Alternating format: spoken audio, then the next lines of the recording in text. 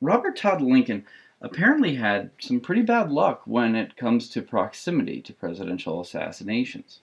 If you do find the Lincolns rather fascinating, as I do, check out my friends over here at Panic D, and they'll help you out with some interesting places that they've gone to, including Lincoln's home, his tomb, the Lincoln train, and all sorts of great things. Robert Todd Lincoln was the eldest and the sole surviving child of Abraham and Mary Todd Lincoln.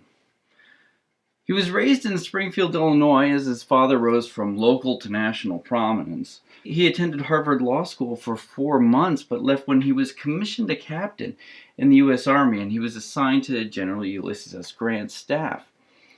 Following Lee's surrender at Appomattox Courthouse and his father's subsequent assassination, Lincoln completed his legal education in Chicago, and in 1867 he was admitted to the bar. His practice prospered as he obtained major railroad and corporations as clients. In 1881, Lincoln joined James A. Garfield's administration as Secretary of War and remained in that cabinet post until Chester A. Arthur came into office in 1885. And then he returned to his private law practice in Chicago. Benjamin Harrison appointed him to minister to Britain in 1889. Both periods of public service were largely uneventful, and he was back at his law practice in 1893 and serving among other notable corporations such as the Pullman Company. When George Pullman died in 1897, Lincoln ran the company, first as the acting executive and later as the president of the company. He retired in 1911 but remained chairman of the board at Pullman as well as director of several other Chicago-based corporations and financial institutions. Prior to Abraham Lincoln, no U.S. president had ever been killed while in office, although there had been several attempts.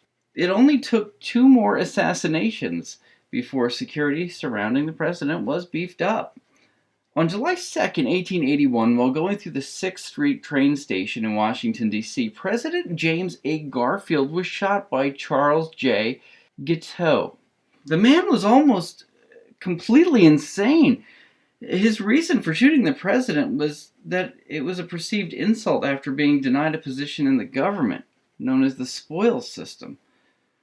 The odd part was that Robert Todd Lincoln was Garfield's Secretary of War at the time, and he was present at the train station when that president was shot. He was standing only a few feet away when the assassin walked up to Garfield and shot him twice, once in the arm and once in the back. Garfield died later that year. Abraham Lincoln's assassination was considered a fluke and merely a byproduct of tensions of the Civil War. After his assassination, not much changed in terms of security. However, the fence at the White House was changed a few years later. Welcome to the History Buff, short snippets of history which are odd or lesser known, and I try to keep videos at 5 to 7 minutes long, just enough to keep your interest and that you can move forward with the rest of your day. If you do like the content, consider subscribing, and if you really do like the content, please consider getting on board with our Patreon account. Every dollar helps out with the channel. So thank you so much. Here's the rest of the video. In September of 1901, Robert Todd Lincoln had been invited by President William McKinley to attend the Pan American Exposition in Buffalo, New York. The fair was meant to promote trade and industrial cooperation amongst American republics. At the time, it was one of the most expensive projects the U.S. had ever undertaken outside of the war. On September 6th of 1901, Lincoln stood witness as the 3rd American president was assassinated. McKinley was standing at one of the exhibits at the Pan American Exposition, greeting people who were also there viewing the attractions when Leon Czolgosz approached him and shot him twice in the abdomen.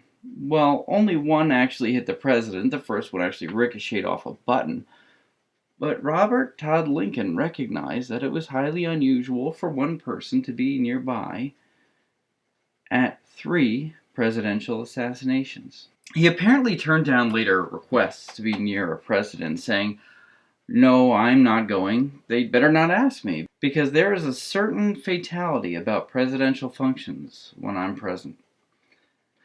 Robert Todd Lincoln died July 26th, 1926, just 37 years before the fourth president was assassinated in November of 1963. If you like Lincoln history, please be sure to check out some of my friends. Well, hello there, friends of the history buff. I am Sean Donnelly. I'm Mary Ann Donnelly. And we are the owners of Panic D Videos, Our Haunted Travels. And we really hope that you enjoyed the video today on the history buff about Robert Lincoln. That's right. And if you're really interested in the Lincolns, Abraham, the whole family, whatever, we supplied a playlist about some of the locations related to the Lincolns that we have personally visited. On this playlist, you'll find things from their home in Springfield, Illinois, to the funeral train for Robert's father, Abraham, and even their family tomb. That's right. So while you're on our channel, take a look around. See if there's some other historically or haunted places that we've been to that might be of interest to you. That's right. And just so you know, all of the places that we put in our videos, we've personally visited. And so we put a new one out every week. You won't want to miss it. So until next time. Thanks for watching. And happy hunting. And now you know your history.